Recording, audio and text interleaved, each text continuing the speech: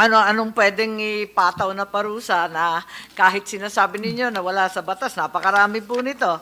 At, Madam Chair.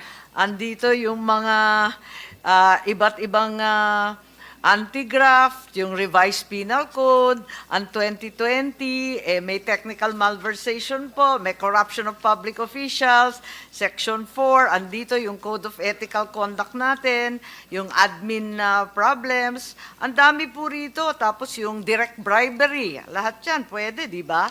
So, hindi pwedeng maghugas kamay. Talagang may Your mga Honor, batas na we agree, pwedeng Your Honor. gamitin. We fully agree with the list as mentioned as far as violation of 3019, Republic Act 6713, or even the Administrative Code of the Philippines.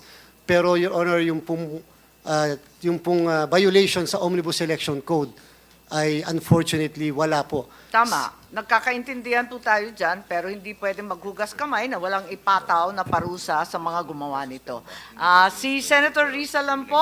Salamat, Madam Chair. One last follow-up question kay Attorney Chel Jokno, related dun sa line of questioning ng Chair. Bukod sa mga batas na nabanggit na ng Chair, Attorney Chel, bilang criminal lawyer, ano pa bang mga kaso ang pwedeng ihain sa mga taong mapatunayang ginamit, inabuso ang public authority o funds para sa isang huwad na People's Initiative? Thank you, Madam Chair, Your Honor. If the public funds were used for another purpose other than what they were intended for, iyan po ay papasok sa malversation.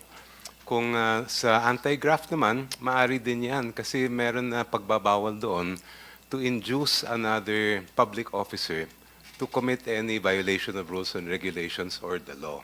So yun po yung dalawa. Nandiyan din po yung RA 6713, Code of Conduct.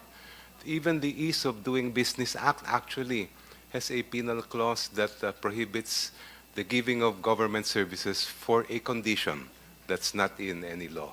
So marami po talagang pwedeng kaso ang isampa. Salamat, Attorney Chel. Agyaman ak, Madam Chair. Thank you very much. And